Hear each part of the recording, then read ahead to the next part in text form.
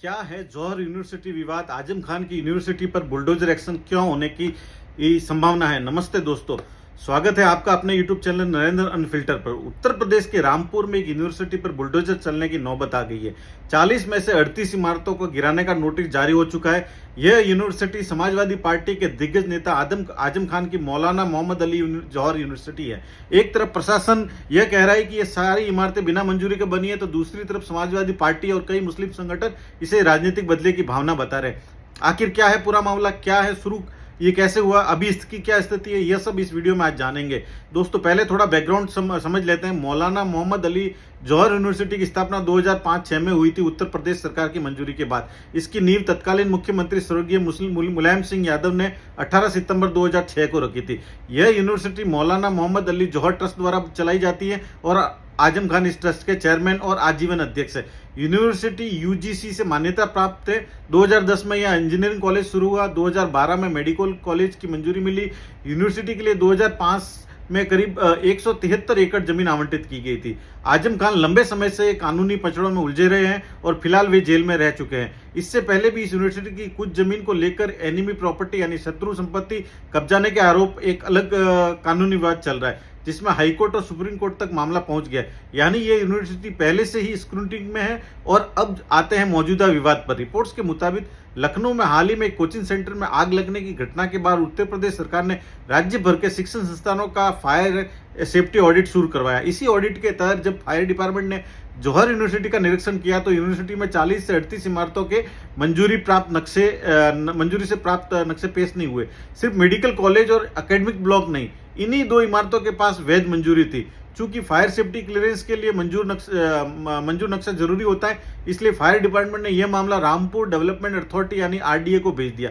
इससे कुछ ही हफ्ते में पहले इनकम टैक्स डिपार्टमेंट ने भी जौहर ट्रस्ट को नोटिस भेजा था और गैर वास्तविक गतिविधियों के आरोप में ट्रस्ट की टैक्स छूट रद्द कर दी थी। 15 जुलाई 2026 को आरडीए ने औपचारिक तौर पर डिमोलिशन नोटिस जारी किया। उत्तर प्रदेश शहरी नियोजन एवं विकास अधिनियम 1973 की धारा 27(1) के तहत नोटिस में कहा गया कि यूनिवर्सिटी की 38 इमारतें जो करीब 82,300 वर्ग मीटर में फैली हुई हैं, खुद को हटानी होगी या फिर प्रशासन खुद इसको डिमोलिशन कराए। इसी दौरान यूनिवर्सिटी परिसर से गुजरने वाली 3.5 किलोमीटर की लंबी सड़क को सार्वजनिक सड़क घोषित कर दिया गया। इस मुद्दे पर यूनिवर्सिटी और छात्रों का पक्ष क्या है, यह जानने की कोशिश करते हैं। दोस्तों अब बात करते हैं यूनिवर्सिटी और छात्रों की तरफ से। यूनिवर्सिटी ने प्रशासन ने नोटिस को मनमाना और कानूनी तौर पर टिकाऊ नहीं बताया। उनकी दलील है कि जिस सिंगनखेड़ा गांव के में ये कैंपस स्थित है वह 27 सितंबर 2024 से पहले आरडीए के अधिकार क्षेत्र में नहीं आता था, तो पुराने निर्माण के लिए आरडीए से मंजूरी लेने की बात हो ही नहीं सकती। यह उनका तर्क है। नोटिस जारी होते ही यूनिवर्सिटी के छात्रों ने मुख्य गेट पर अनिश्चितकालीन धरना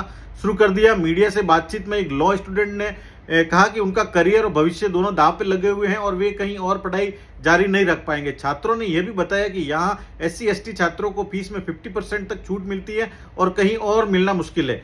यूनिवर्सिटी ने आरडीए चेयरमैन यानी मुरादाबाद मंडलायुक्त के पास इस नोटिस के खिलाफ अपील दायर भी की है, जिसकी सुनवाई 29 जुलाई को होने वाली है। इस मामले में राजनीतिक और सामाजिक प्रतिक्रिया क्या है जानते हैं। इस डिमोलिशन नोटिस के बाद राजनीति भी गरमा गई है। समाजवादी पार्टी प्रमुख अखिलेश यादव ने आरोप लगाया कि भाजपा सरकार शिक्षण संस्थानों को सांप्रदायिक चश्मे से देख रही है और यह कार्रवाई चुनिंदा तरीके से सिर्फ विपक्षी नेताओं से जुड़े संस्थानों पर की जा रही है। आजम खान की पत्नी भी कैंपस पहुंची और वहां तैनात पुलिस कर्मियों से बहस करती हुई नजर आई। दूसरी तरफ कई मुस्लिम संगठन भी इस मुद्दे पर सामने आए। Jamiat Ulama Hind, all India Muslim personal law board, Jamaat-e Islami Hind ने डिमोलिशन का विरोध करते हुए प्रशासन को ज्ञापन सौंपे और मांग की कि हजारों छात्रों के भविष्य को देखते हुए यह कार्रवाई तुरंत रोक दी जाए। वहीं प्रशासन आरडीए का कहना है कि यह कार्रवाई पूरी तरह से नियम आधारित है।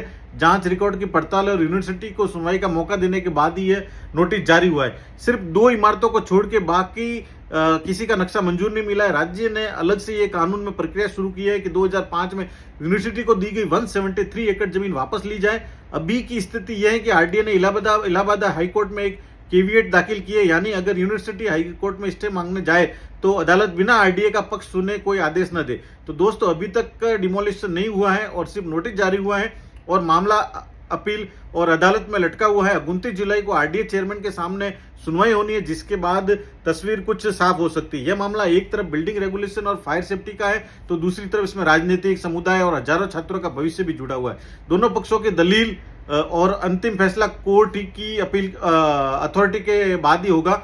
आपको क्या लगता है, क्या यह सिर्फ नियम कानून कायदों का मामला है या इसके पीछे कुछ और भी है? कमेंट करके जरूर बताइए। अगर आपको ये वीडियो पसंद आया हो तो लाइक कीजिए, चैनल को सब्सक्राइब कीजिए और बेल आइकन दबाना मत भूलिए, ताकि 29 जुलाई की सुनवाई के बाद आपको जरूर सबसे पहले अपडेट मिले। नमस्ते, जय हिंद, वंदे मातरम।